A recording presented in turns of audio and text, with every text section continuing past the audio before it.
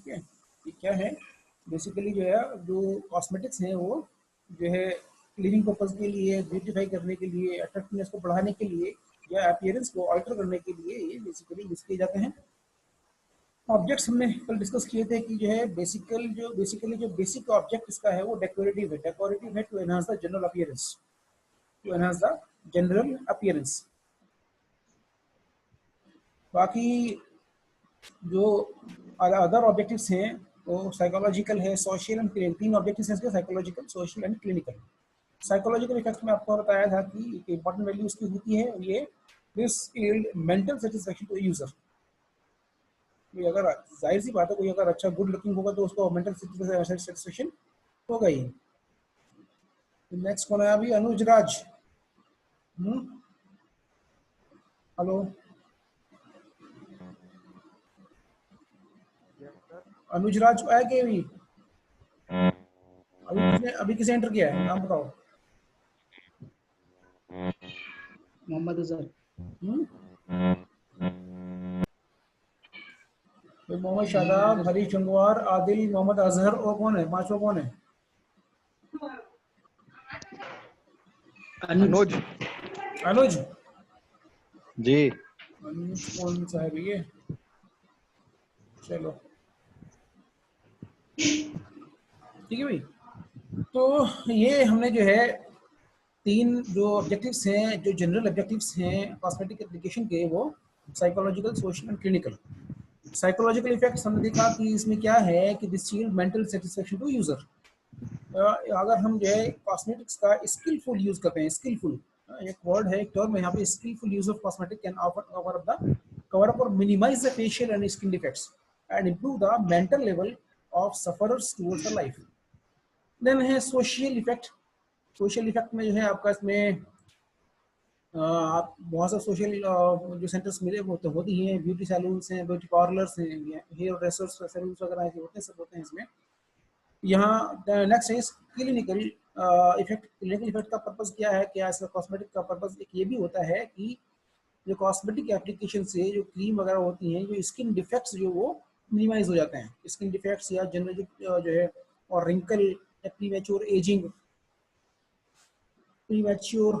Ageing है ना, ये जो है ये विंड बर्न, बैक्टीरियल इन्फेक्शन, ये सब भी जो है कॉस्मेटिक एप्लीकेशन से ये मिनिमाइज होते हैं। असलम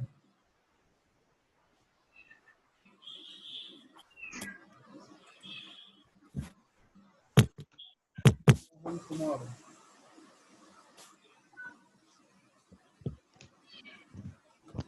ठीक है जी। ये हम कल कर चुके थे। हर्बल कॉस्मेटिक्स क्या क्या है? हर्बल कॉस्मेटिक जो है जो हर्बल का इसमें ऐड होगी कॉस्मेटिक्स जो है इन कॉम्बिनेशन विद हर्बल्स और phytoconstituents, because plants have phytoconstituents, they are used as medicine, they are bioactive ingredients of the herbal herbs which are used in association with cosmetics.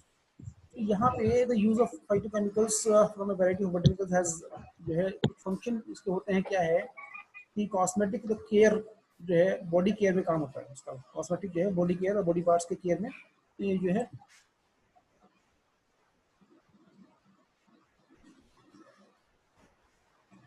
Shishupal.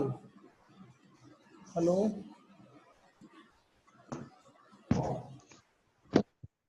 Shishupal कौन है भैया? असलम मोहन। शिशुपाल कौन है भाई? शायद चलिए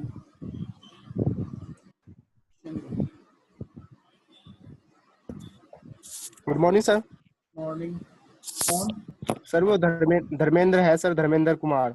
ये शिशुपाल जो है yes sir, first time attempt किया और उसने अभी थोड़ा टाइम लगे उसे समझ। नहीं, ये शिशुपाल का नाम इसका है, शिशुपाल नाम इसका रहा है, शिशुपाल। सर वो उसके फ्रेंड है, उसे ट्रैक कर रखा है उसने मोबाइल। ये शिशुपाल वाला जो नाम नंबर है धर्मेंद्र है।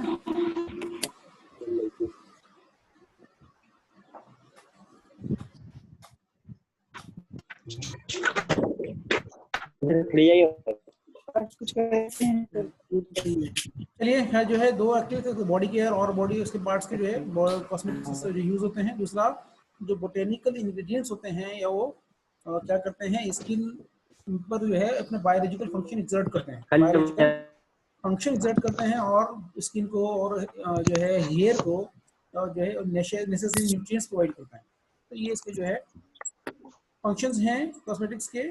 हमने बाद में कल पढ़ा था कि oils, type of oils, source, description, uses हमने पढ़े थे। आलमंड ऑयल, एर्गिस ऑयल, कैस्टर ऑयल है जी, और ऑलिव ऑयल और कोकोनट ऑयल।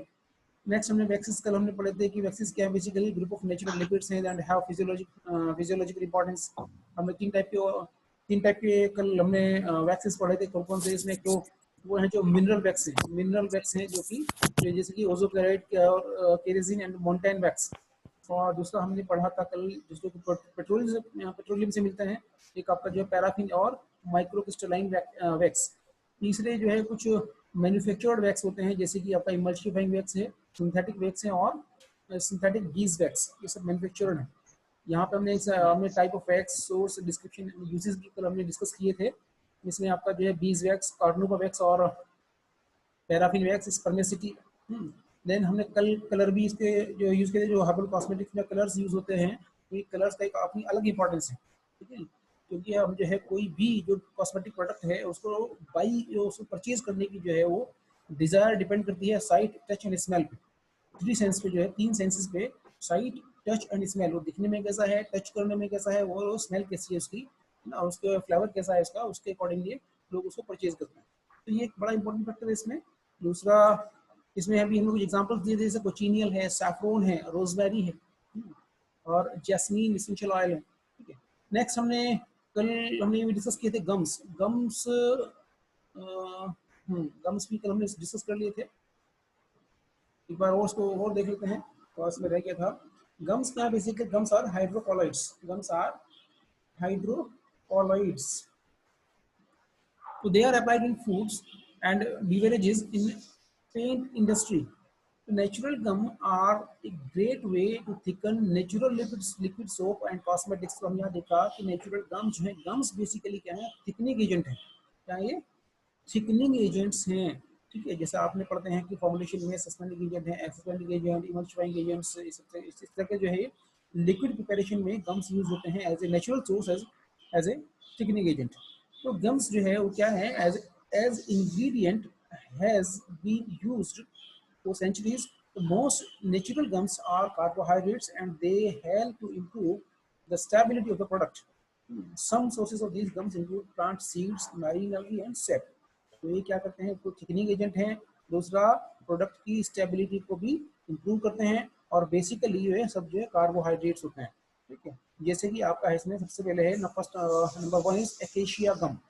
एकेशिया गम जो है obtain from Acacia arabica family Leguminosae. तो ये क्या है, ये गमी एग्जीक्यूशन है ऑप्टेन फ्रॉम स्टेम।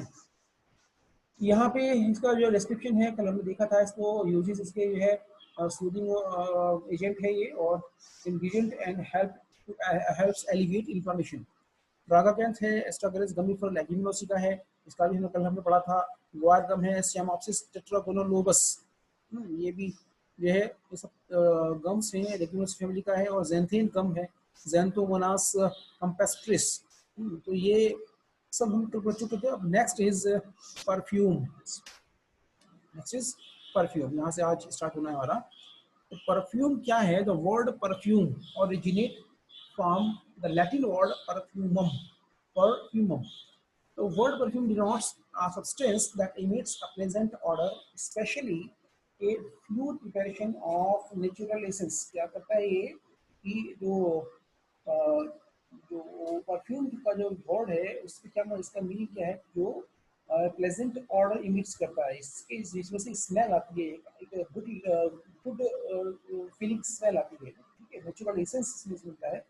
ये तो नेचुरल हो गया, जैसे कि from plants and animals. Synthetic भी होते हैं and fixative used for scenting. तो परफ्यूमरी का क्या है, is the art of making perfume. वो सबसे पहले स्टार्ट हुआ मेसोपोटामिया और इजिप्ट में and was further refined by Romans and Persians. इसमें flowers, grasses, spices, fruits, woods, roots, resins, balsam, leaves, gums and animal secretions जो है सब जो है वो परफ्यूम्स में as a natural ingredients use होते हैं। नेचुरल इंग्रेडिएंट्स यूज होते हैं यहाँ पे एज जो है एज इन परफ्यूम। तो alcohol, petrochemicals, coal tars and are used in manufactures of perfume। कुछ एग्जांपल्स भी हम इसमें दिए हैं टाइप ऑफ परफ्यूम जो है, जैसे एम्बर। एम्बर क्या है? Amber is a fossilised resin. Amber क्या है? Is a fossilized resin from ancient forest. This aromatic resin can drip from and ooze down trees as well as fill internal fissures, trapping debris such as seeds, leaves, feathers and insects।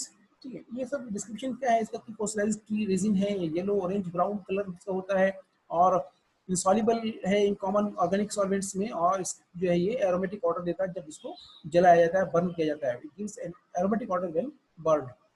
Uses जो है इसके cosmetic में तो use है ही, इनका other uses भी आप इसमें देख सकते हैं कि एम्बर में जो है सक्सिनिक एसिड होता है। Amber contains succinic acid which is a natural analgesic and healing agent, which is a natural analgesic and healing agent. It is used in perfumery. Next one is benzoin. Benzoin आपने पढ़ा है कि Shyam benzoin, Sumatra benzoin आप लोगों ने पहले पढ़े भी हैं। तो Sumatra benzoin is the balsamic resin obtained from the incised stem of Styrax benzoin family Styraceae। इसमें भी जो डिस्क्रिप्शन है इसका, it contains free balsamic acids containing mainly cinnamic acid। So it also contains resin consisting of tritiphenolic acid, cearesinolic acid and sumaresinolic acid। इसका chemical composition है और इसके uses क्या हैं? इसके यूज है antiseptic, expectorant, stimulant and healing agent and in the preparation of compound benzoin tincture. आपकी preparation है इसमें भी इसमें यूज होता है बेंजोइन। और बाकी इसका जो कॉस्मेटिक में एज ए परफ्यूम इसका यूज है ही। ठीक है। Next one is cardamom. Cardamom आमतौर से देखा जाए आपने इलायची, छोटी इलायची, बड़ी इलायची ये होती हैं। कार्डमोम क्या है? It consist of dried nearly ripe fruits of Eleutheria cardamomum, Eleutheria cardamomum family Zingiberaceae। इसमें जो कार्डमम सीड बेसिकली इसका यूज होता है तो contain volatile oils and non volatile other extracts, vitamin C and vitamin A. Uses एक basic use इसका cosmetic में तो है ही, अदर यूजेस भी हैं जैसे कि cardamom is used for preparation of medicine, food, perfumes and beverages. Next one is eucalyptus. Eucalyptus oil जो है कंटेन्स लीव्स ऑफ यूकैलिप्टस ग्लोबुलस जो है मिलिट्री फैमिली मिलिटेसी। इसका भी जो है लीव्स से इसका ऑयल निकाला जाता है। तो leaves are lethargic in texture. Texture क्या किसे कहते हैं? जो लीव को टच करने पे किस तरह की अपीयरेंस आती है, that is known as texture.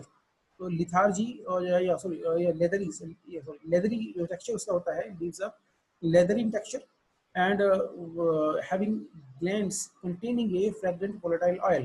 Example इसमें जो केमिकल कंपोजिशन है इसका, सिट्रोनेल, पैरासाइनिन and benzaldehyde are the main constituents. It is used as a raw material in perfumery, cosmetics, food, beverages, and aromatherapy and phytotherapy। These are the uses of eucalyptus। Next one is jasmine. Jasmine जो है चमेली, जो आप जानते भी हैं क्या है। Jasmine flower and buds obtain from Jasminum grandiflorum, Jasminum grandiflorum family Oleaceae. इसका जो डिस्क्रिप्शन आप देखेंगे इसका, तो फ्लावर्स आर वाइट, देखा ही है आप लोगों ने कि often tinged with purple on the outside and excellently fragrant. बहुत तेज इसकी जो है बहुत डिस्टिंक्ट इसकी स्मेल होती है। Odorous principle having benzoyl acetate, benzyl benzoate, pytol, jasmone and methyl jacynonate। ये सब इसमें odorous principle है जिनकी वजह से स्मेल में होती है। तो इट इज यूजेस इसका जो है, it is used in the aromatherapy as a holistic treatment of for apathy, hysteria। Apathy क्या चीज है? ये एपैथी जो है होता है भी कोई जो सप्रेशन ऑफ इमोशंस, जैसे कि कंसर्न, एक्साइटमेंट, मोटिवेशन। जो एपैथिक पर्सन होता है उसमें ये जो है emotional, social, physical activities type की जो है एक्टिविटीज के लिए कोई इंटरेस्ट नहीं होता। तो ये क्या जो जैस्मीनम ग्रैंडिफ्लोरम जो है या जैस्मीन है फ्लेवर जो है, ये ये यूज किया जाता है फॉर ट्रीटमेंट ऑफ एपैथी, ठीक है, कि लाइफ में इंटरेस्ट डेवलप करने के लिए। Hysteria, uterine disorders and child birth, muscle relaxation and coughs. It is the most commonly used in aroma therapy. ये भी एक this is a kind of therapy, this is one kind of treatment of disease like apathy and hysteria.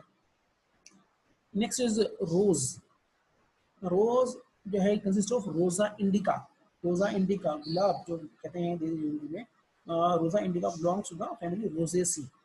यहाँ जो description है plant सब दिखाई है क्या है, is erect perennial thorny shrub होती है, श्रब यहाँ वर्ड है श्रब का। एक बार मैं आपको यहाँ बता दूँ, फिर पहले भी आपको शायद बताया था मैंने कि plants are of three types. First one is herb, shrub and trees. Herbs क्या होती हैं? Herbs are those plants which have green stem, small, or we can say these are small sized plants having green stem, and shrubs are medium sized plants having hard and woody stem, और trees जो है are large sized plants। तो ये जो रोज है, Rosa indica है, ये एक श्रब है, थॉर्नी श्रब है, इसमें कांटे होते हैं, ठीक है, थॉर्न्स होते हैं, containing essential oils. So rose oil contains acyclic monoterpene alcohols, geraniol, citronellal, and nerol, and long chain hydrocarbon like non-alkane और हेनिकोसेन। तो ये इसका जो है डिस्क्रिप्शन है, केमिकल कंपोजिशन है। और बाकी इसमें जो यूजेस हैं, the flowers were valued for their beauty and fragrance, जाहिर सी बात है।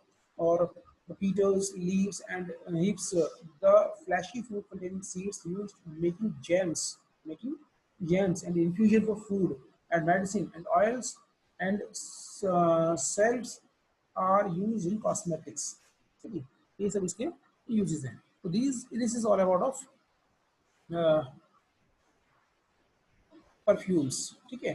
Next are protective agents। As we know, we all know that we are studying about we are discussing about the herbal cosmetics, ठीक है। तो next है इसमें protective agents. Protective agents नाम से ही इंडिकेट होता है जो कि प्रोटेक्शन देते हैं बॉडी को।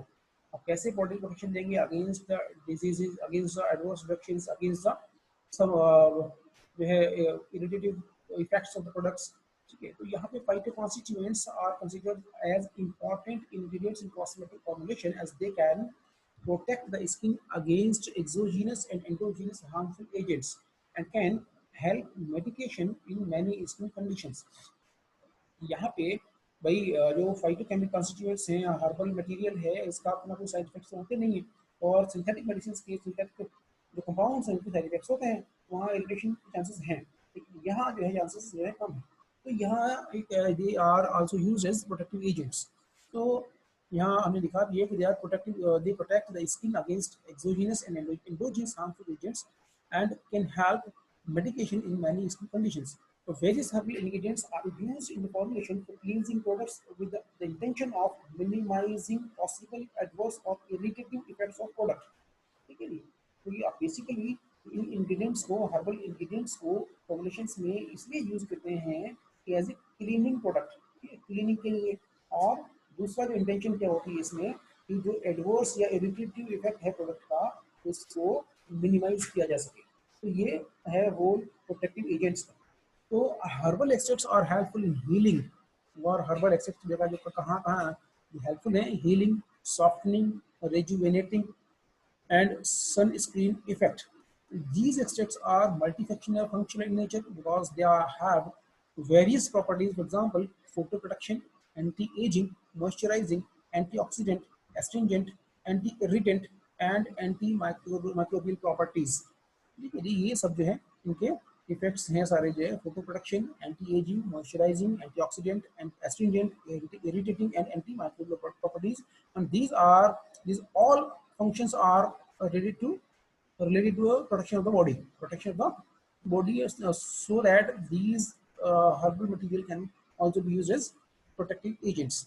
Now few photoprotective phytochemical constituents are जो है curcumin, लौंगा, हल्दी, टर्मरिक में जो मिलता है, तो ये भी एक जो है फोटो प्रोटेक्टिव फाइटो कॉन्स्टिट्यूएंट है, curcumin।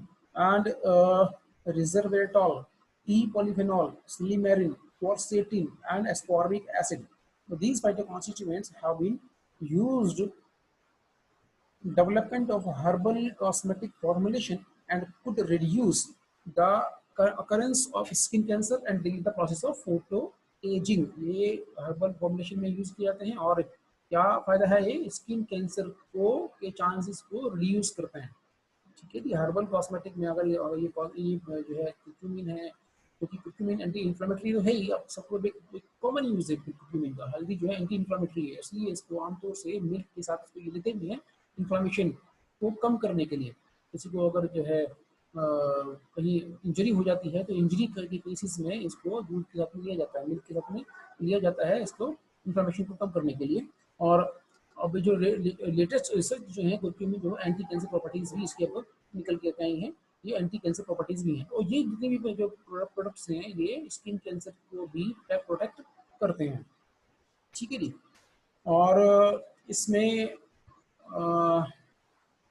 और दूसरा जो है delay the process of photo ageing. Photo ageing आप जैसे फोटो में जब धूप वगैरह में जो ज़्यादा रहने से जो प्रॉब्लम जो फेशियल में चेंजेस होते हैं उसमें भी जो ये काफ़ी जो है बेनिफिशियल है। Then in the formulation of creams, silicone function as protective agents. Creams, yes, silicones function as protective agents. A combination of silicones with other barrier agents like petroleum jelly, beeswax, paraffin, etc., can produce excellent barrier creams.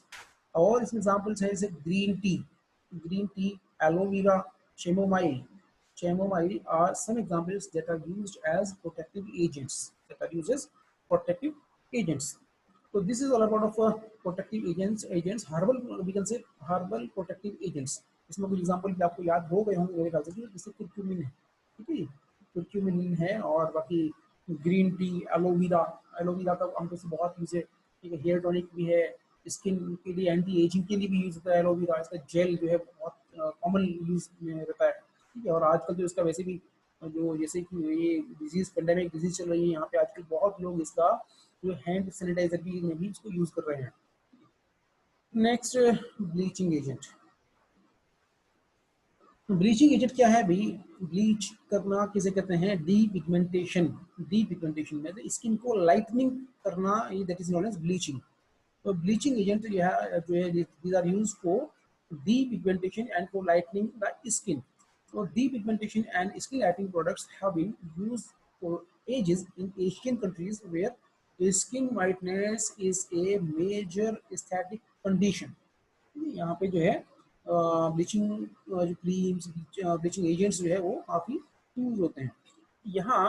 और जो है skin whitening और bleaching products जो है उसको bleaching products भी कहते हैं, क्योंकि स्किन वाइटनिंग के लिए यूज होता है, या डीपिगमेंटेशन प्रोडक्ट के लिए कह सकते हैं। So they are commercially available for cosmetic purpose in order to obtain a lighter skin appearance. ठीक है, लाइटर क्या स्किन को लाइट करने के लिए जो है वो कम जो है ये कॉमनली यूज होते हैं, तो कॉमर्शियली अवेलेबल भी हैं। तो they are also employed for clinical treatment of pigmentary disorders जैसे कि मेलेस्मा और post inflammatory hyper pigmentation. Inflammation के बाद में पिगमेंटेशन, हाइपर पिगमेंटेशन हो जाता है, उनको भी मिनिमाइज करने के लिए, उनको भी ट्रीट करने के लिए ये ब्लीचिंग एजेंट्स यूज किए जाते हैं। जो bleaching agents act at various levels of melanin production in the skin. तो क्या है कि मेलानिन प्रोडक्शन को भी ये जो है यूज करते हैं। तो many of them are recognized as competitive inhibitor of tyrosinase. What is tyrosinase? Tyrosinase is a key enzyme for melanogenesis. ठीक है, मेलानिन के फॉर्मेशन के लिए एक एंजाइम होता है टाइरोसिनेज। ठीक है जी, इसका जो कि इसको डार्क करेगा ये, तो ये जो है तो ये कम्पिटिटिव इनहिबिटर्स होते हैं टाइरोसिनेज के। तो other inhibits the maturation of tyrosinase enzyme or the transport of pigment granules, that is melanosomes, from melanocytes to surrounding keratinocytes. Some commonly used bleaching agents are, कुछ agents के examples यहाँ पे हैं, जैसे कि mercury compounds जैसे mercuric chloride, red mercuric oxide, हाँ जी, and ammoniated mercury can be used for their skin bleaching effects. क्या है इसमें? मर्क्यूरी क्लोराइड है, हालांकि इसमें सी कैपिटल होना चाहिए था, जो है मर्क्यूरी क्लोराइड है और रेड मर्क्यूरिक ऑक्साइड है और अमोनिएटेड मर्क्यूरी, ठीक है जी। ये इनमें जो ब्लीचिंग इफेक्ट होता है इनको यूज जो है किया जाता था पहले, लेकिन अब क्या है कि ये इनके साइड इफेक्ट्स की वजह से ये कॉस्मेटिक में प्रोहिबिटेड है, मर्करी, ठीक है जी। ये कॉस्मेटिक्स में prohibited currently. The use of mercury compounds is prohibited in cosmetics. So next one is hydroquinones. Hydroquinones are frequently used as bleaching agents for temporarily lightening skin at concentration of 1.5 to 2%. हाइड्रोक्विनोन्स use किए जाते हैं, ठीक है। और लेकिन अगर 5% से ज़्यादा इनका कंसनट्रेशन हो जाता है हाइड्रोक्विनोन्स का, तो दे में प्रोड्यूस रेडनेस एंड बर्निंग। यहाँ इसका कंसनट्रेशन ध्यान रखना जरूरी है कि कितना कंसनट्रेशन इसको यूज किया जाता है, 1.5 to 2%। तो रिवर्स एक्शन ऑफ हाइड्रोक्विनोन में टेक प्लेस वन एक्सपोजर और to sunlight. Then, if the cosmetic containing hydroquinones are discontinued, then too a similar effect can be observed. अगर इसको लेना छोड़ दें तो बाद में तो जो है तो रिवर्स एक्शन इसका हो सकता है। तो और भी एग्जांपल इसमें catechol and its derivatives exhibit skin lightening effect to an extent. The catechol derivatives for isopropyl catechol has been found to be among the most potent depigmenting agent. यहाँ पे क्या है? 4-isopropyl catechol डेरिवेटिव है, ये जो है इस वक्त जो है most potent depigmenting agent है। So they may produce irritation and a sensitization reaction at concentration of 3% or more. Next example is ascorbic acid. Use of ascorbic acid is as a depigmenting agent has been found to be safe, but it may not be very effective. Safe है लेकिन बहुत ज़्यादा effective नहीं है। So it is frequently used in skin bleaching creams which contain hydroquinone as a stabilizer, antioxidant. ठीक है जी। So this is all about of protective bleaching agents. Then आगे चलते हैं एंटीऑक्सीडेंट्स। एंटीऑक्सीडेंट्स क्या है भी? जो है जो ऑक्सीडेटिव रिएक्शंस को प्रिवेंट कर रहे हैं, ठीक है। ये जैसे कि प्रीमैच्योर स्किन में भी result of free radical activity in the body. तो free radicals are molecules that are produced by environmental exposure and radiation from the sun and other source of UV rays। वही धूप से या UV raise के जो है radiation से या अदर कॉजेज और भी हो सकते हैं, इससे भी फ्री रेडिकल्स बन जाते हैं। और फ्री रेडिकल्स क्या करते हैं? वो हार्मफुल होते हैं स्किन के लिए। तो एंटीऑक्सीडेंट क्या करते हैं? Antioxidants are naturally occurring substances that may afford protection against the effect of destructive free radical on the cells in skin। तो स्किन की सेल्स के अंदर जो फ्री रेडिकल्स के डिस्ट्रक्टिव इफेक्ट्स हैं उनको मिनिमाइज करने के लिए ये एंटीऑक्सीडेंट्स जो है काफ़ी बेनिफिशियल है। तो इसमें कुछ एग्जांपल भी देख लेते हैं। Natural antioxidants like tocopherol, vitamin E, natural antioxidant like tocopherol, vitamin E present in fats and oils are destroyed during the refining process. Hence, the addition of antioxidant is essential to avoid the rancidity of fats and oils in cosmetic due to oxidative deterioration. यहाँ natural antioxidant tocopherol वगैरह जो है fats वगैरह में जो होता है, तो ये यूज होता है। इसमें नेचुरल एंटीऑक्सीडेंट है लेकिन ये जो रिफाइनिंग प्रोसेस में डिस्ट्रॉय हो जाता है, ठीक है जी। दूसरा एग्जांपल है इसमें लाइकोपीन ग्रीन टी, हाँ जी, resveratrol and found in grapes, nuts, fruits and red wine, genistein and isoflavone derivative from soybean and considered to inhibit UV induced oxidative DNA damage, niacinamide, vitamin B3, vitamin C, and ascorbic acid are some examples of potent antioxidant। तो ये सब हुआ antioxidant के बारे में। तो अभी जो है ये टॉपिक जो हर्बल कॉस्मेटिक जो आपका ओवर हो गया। बस और देख लें कि हर्बल कॉस्मेटिक के एडवांटेजेस क्या हैं। मैंने कल भी आपको बताए थे कि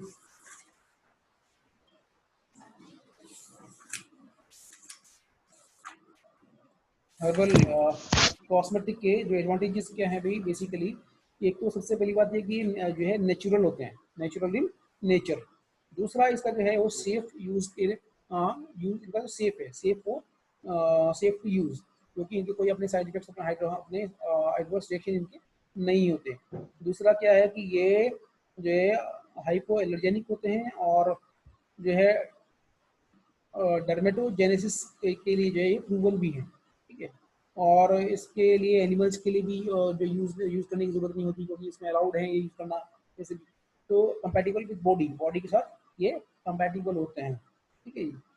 और दूसरा है इसमें कि इसमें जो प्रोडक्ट्स की वैरायटी बहुत है, आप देख सकते हैं कि जो कंपनीज हैं आजकल बहुत बार, जैसे हिमालय है, बहुत सारे नेचुरल कॉस्मेटिक्स बहुत सारे आपके मिलते हैं, ठीक है। तो दूसरा है कि इसमें अफोर्डेबल हैं, नॉन एक्सपेंसिव हैं, ठीक है, और एनिमल्स पे टेस्ट करने की कोई नीड नहीं है, और इनके कोई अपने साइड इफेक्ट्स नहीं होते। ये सारे इनके जो है सारे इनके जो है एडवांटेजेस हैं, ठीक है। इसके बाद हम देखते हैं कि अब हम बात करते हैं कि क्लासिफिकेशन ऑफ कॉस्मेटिक्स में। तो कॉस्मेटिक क्लासिफिकेशन में आप चाहें तो एक पेन और कॉपी लेके बैठ जाए भैया ना, थोड़ा सा और देखिए इसको जो है, हमारा चैप्टर पूरा हो चुका है, तो एक बार आप चाहे लिख लो इसको थोड़ा सा, कि इसमें जो क्लासिफिकेशन है, क्रीम है, ठीक है जी, क्रीम्स हैं, लुब्रिकेटिंग और emollient cream, night cream, skin protective and hand cream, vanishing cream, foundation cream, liquid cream, ठीक है जी, for cosmetic lotion, hand lotion है जी, और skin toning lotions, skin fresheners, astringent lotion, bleaching and freckle lotions, medicated lotions, aftershave lotion, deodorants, sunscreen, sunburn, external medicines, makeup preparations, variations of face powders, toilet powders, lipsticks, mascara, eyebrow, pencil, eye shadows, ये सब classification, सब types हैं cosmetics के। यहाँ अगर हम oils के बारे में हमने बात की, यहाँ पे जो है अगर हम जो है क्वेश्चन अगर ऐसे आता है कि discuss about the cosmetic for hair care, तो आप यहाँ पे लिख सकते हैं कि इसमें क्या क्या जो प्रिपरेशन यूज होती हैं, जैसे कि hair preparation, shampoos, rinses and conditioners, oily scalp hair tonics, hair dressings, fixatives, bleaches and depilatories, ये सब इसमें यूज होते हैं। कुछ एग्जांपल्स भी हैं जो हेयर केयर के लिए यूज होते हैं, जैसे आंवला, ठीक है जी, मैंने कल हमने इसको स्टडी भी किया है। आंवला, आलमंड ऑयल, शिकाकाई, हीना, नीम, ब्रह्मी, धिंगराज, गुड़हल, बेसिल ऑयल, जजोबा ऑयल, मेथी, रोज ऑयल, सेज ऑयल, ये सारे के सारे ऑयल जो है हर जो है हेयर केयर के लिए यूज होते हैं। अगर हम क्वेश्चन आता है आपका कि हर्बल कॉस्मेटिक्स और ओरल हाइजीनिक प्रोडक्ट्स हम अब देखते हैं, तो इसमें आपका क्लासिफिकेशन आप इसमें दे सकते हैं, जो कि ओरल जो या ओरल कैविटी या माउथ के हाइजीन के लिए यूज किए जाते हैं, डेंटल कैरीज के लिए, इंफ्लामेशन, जिंजिवाइटिस के लिए जी, और बैड ब्रेथ के लिए, सोरनेस के लिए, या टूथ एक्स या दांत में दर्द है उसके लिए, इन सब के लिए यूज किए जाते हैं। इसमें एग्जांपल आप दे सकते हैं कि dentifrices, mouth washes, toothpaste, cosmetic for teeth and mouth washes, general cosmetics. इसमें भी आपको जो है कुछ एग्जांपल्स जो यूज होते हैं, जैसे आपका क्लोव, साइजाइजियम एरोमेटिकम। क्लोव क्या है कि टूथ एक्ट के लिए, दांत में दर्द के लिए बेसिकली क्लोव को यूज होता है काफी। इसमें भी जो इसेंशियल ऑयल होते हैं, इसमें यूजेनॉल एसीटेट, तो इसमें और बीटा कैरियोफाइलिन इसमें होता है। एनाल्जेसिक है, एंटीबैक्टीरियल है, anti viral, anti inflammatory, antioxidant properties के अंदर होती है। दूसरा इसमें टी ट्री ऑयल है, German chamomile, coconut water, Cocos nucifera, green tea, tulsi, triphala, marigold, garlic oil, ठीक है जी, अलो, नीम, ठीक है जी, और आपका टर्मेरिक, लौंगा, ग्रेप सीड एक्सट्रैक्ट, ये सब के सब जो है आपका ओरल हाइजीन प्रोडक्ट्स के लिए भी यूज होते हैं, ठीक है। तो मैंने आपको सब चीज़ें आपको बताई, ऑयल्स भी बताए आपको, प्रोटेक्टिव एजेंट्स भी बताया आपको मैंने, ब्लीचिंग एजेंट्स भी बताया आपको मैंने, ठीक है, और आपके वैक्स भी बताया, गम्स भी बताया, सारे एग्जांपल्स भी दिए हैं। तो ये आपका ये है चैप्टर ओवर हो गया, और काफ़ी इसमें मैटर है, इसमें आप इसमें लिख सकते हैं, ठीक है। चलिए बताइए, कोई प्रॉब्लम किसी को? हेलो, मैंने सर हाँ जी, मैलेनिक एसिड आया था सर, इसके बीच में टॉपिक सर, इसके बारे में थोड़ा सा बता देना। कौन सा? मैलेनिक एसिड। अरे मिलेनिन, मिलेनिन के लिए ना, ओके। मिलानिन के लिए जो melanin pigmentation, D pigmentation bleaching agents में जो है, मिलानिन प्रोडक्शन अगर होगा तो